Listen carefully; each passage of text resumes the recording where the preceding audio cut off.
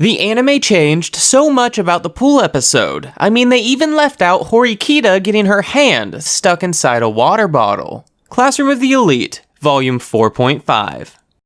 The first thing we see is Ayano Koji transfer 100,000 points to Pseudo, who calls him a moment later, reporting that the mission was a success. Pseudo then asks Ayano Koji to accompany him to see a fortune teller. However, Pseudo insists that Ayano Koji invites Horikita. He reluctantly gives her a call, she abruptly declines, and Ayano Koji informs Pseudo, who immediately cancels all plans. It's the following day that we find Ayano Koji at the mall, standing in line for the fortune teller. A worker informs him that this is a couples only reading, and he steps out of line as the worker tells Ibuki the same thing. They take a moment having a small conversation before each going their separate ways. As the sun rises the next day, Ayano Koji heads back to the mall where he once again bumps into Ibuki. They discuss whether or not fortune-telling is possible, and decide to bite the bullet and get a reading together. They wait for well over an hour before stepping into the tent, where the old woman starts off by reading Ibuki's very bland and vague fortune. She then turns her attention to Ayano Koji, stating that he had a rough childhood, before telling him that his life has and will be filled with misfortune. She then ends the reading by warning them to go straight home without taking a detour. They exit the tent together and make their way to the nearest elevator, which is beyond crowded. Neither of them are good at dealing with people, so they decide to find a second elevator where they begin their descent. However, it screeches to a halt, refusing to move. They realize the elevator's emergency phone isn't working, and Ibuki's phone is also dead. So Ayano Koji uses the last 4% of his battery to phone a friend. However, midway through the explanation, his phone dies. Then to make matters even worse, the air conditioning just stopped working, and about 30 minutes into the sauna, Ibuki loses her cool. She begins kicking the metal walls and leaving behind some very impressive indentations. Ayano Koji barely manages to calm her down, as he begins systematically pushing buttons in the hope of activating a possible override. Surprisingly and suddenly, the elevator begins to move, and when the doors open, they are greeted by the workers that rescued them. Ayano Koji then steps outside into the refreshingly cool air to find Katsuragi, aka the friend that he called for help. Ayano Koji thanks him for the save, and Katsuragi thanks him and Pseudo for completing their mission.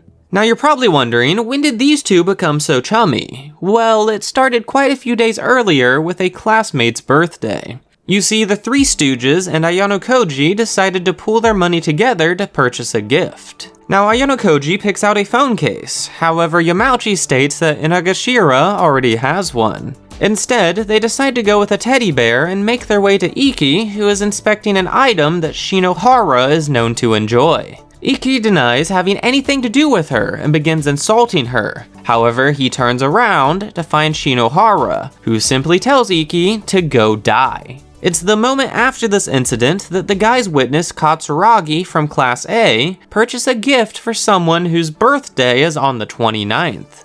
Out of pure jealousy, the Stooges meet up with and ask Kushida if she knows anyone with a birthday on the 29th. However, she doesn't know anyone, so they task Ayano Koji with finding out who is the presumed girlfriend of Katsuragi.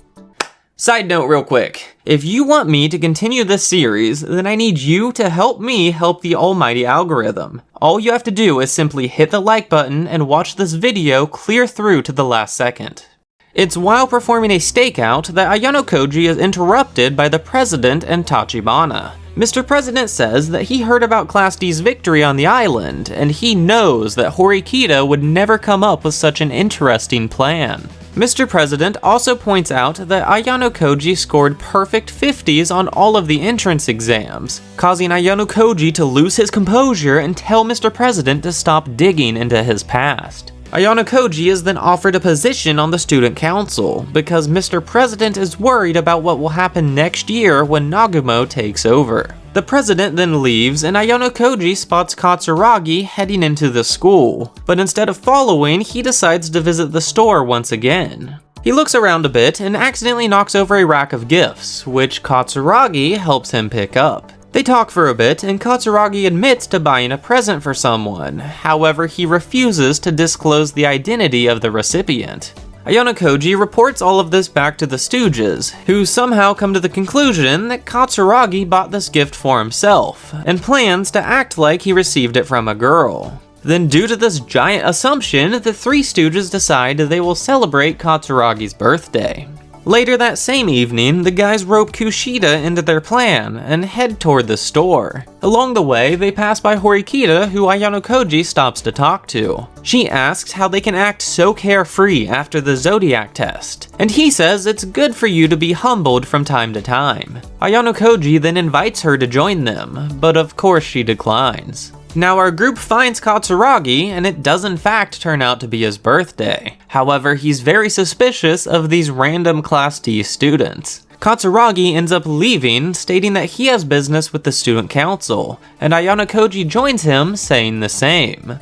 Upon arrival, Katsuragi asks if it's possible to send a package outside of the school, and Mr. President says it's not. Katsuragi then asks if he can use personal points to bypass this rule and send a birthday gift to his sickly, orphaned twin sister, but Mr. President states that he's unable to allow this. Katsuragi leaves, and Ayano Koji then asks, what if the school never found out they mailed the gift? To which the president essentially says, I refuse to help, but I won't try to stop you. Back at his dorm, Ayano Koji informs Katsuragi of his plan to have Sudo mail the package while away at a basketball tournament. Katsuragi agrees it's worth the risk, offering up 20,000 points now and 80,000 points upon completion. Though Katsuragi does demand video proof of the package being mailed. The problem here is that any student leaving the school has their phone confiscated, so Ayano Koji must find Sudo a second phone. Katsuragi then returns to his own dorm to find Ike, Yamauchi, and Kushida waiting for him with a thoroughly melted ice cream cake.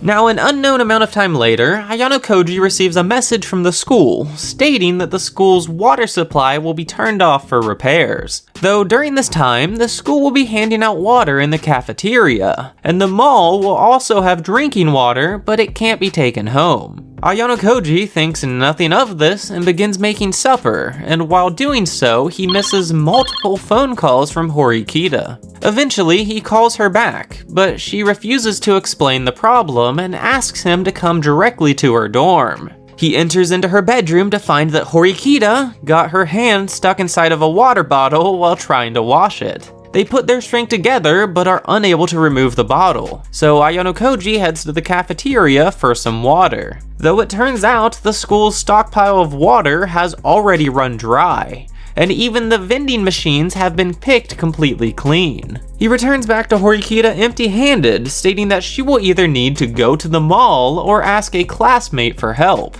After refusing multiple people, Horikita allows Ayano Koji to message Sakura, but she doesn't reply. Horikita then decides to try and go to the mall. However, she doesn't want anyone to see her like this. They sneak their way to the stairs, barely avoiding Kushida's line of sight. Though just before reaching the door, Kushida turns around, so Horikita hides her arm behind Ayano Koji. Kushida says that staircase is under construction and also offers them some water, but Horikita's pride forces her to refuse. They make their way to another staircase and head downstairs into the lobby where they find a ton of people. They retreat back into the stairs but hear people up above them coming down toward them. With nowhere left to run, they enter into the elevator and push the button to go up. However, it stops partway there and Koenji steps on. Though luckily, he's so engrossed by his own appearance that he doesn't even notice anything is wrong. They finally make it back to Horikita's room, where Ayano Koji finally receives a text from Sakura, gladly offering him some water. They use this to free Horikita's hand, and Ayano Koji returns home. Now it's finally come time for Ayano Koji to pay his debt to Yamauchi. You see, Yamauchi wishes to confess his love for Sakura, and orders Ayano Koji to deliver a handwritten letter to her. He tries to tell Yamauchi that he really should deliver this himself, but at the end of it all, Ayano Koji goes to meet up with Sakura. He hands her the letter as she goes from excited to disappointed upon finding out it's not from Ayano Koji. The rain stops just as Yamauchi arrives, and Sakura asks him why he likes her so much. He doesn't really give a reason, and Sakura ends up turning him down just before running away. Though Yamauchi surprisingly takes this rejection like a champ, and allows Ayano Koji to borrow his phone. Next we get a scene where Ayano Koji meets up with Karuizawa. They have an in-depth conversation about Karuizawa's past, and this scene gives us another look at Ayano Koji's dark side and Karuizawa's more submissive side. He then invites her to the pool, but she refuses due to the ugly scar on her side. This leaves Ayano Koji with no choice but to blackmail her into going, because he needs her help. She asks why he doesn't just use Horikita, to which he responds by saying that he doesn't actually trust her. Now this pool scene was actually shown in the anime, but they changed a lot of the details. The light novel was actually a lot more interesting because the guys strapped a GoPro to an RC car and drove it through the vents to record the girls. Then Horikita never actually found out about this. Instead, Karuizawa worked in the shadows to successfully dismantle the boys' plan. Then it's also worth noting that Sudo actually didn't want to be a part of this, but was drug along due to peer pressure. The books also introduced Vice President Nagumo, but doesn't give much details outside of his appearance. Then lastly, you know that super cute scene in the anime where Horikita pulls Ayano Koji into the water? Yeah, that scene actually happened between Ayano Koji and Karuizawa. Now click here to learn more about their time aboard the cruise ship.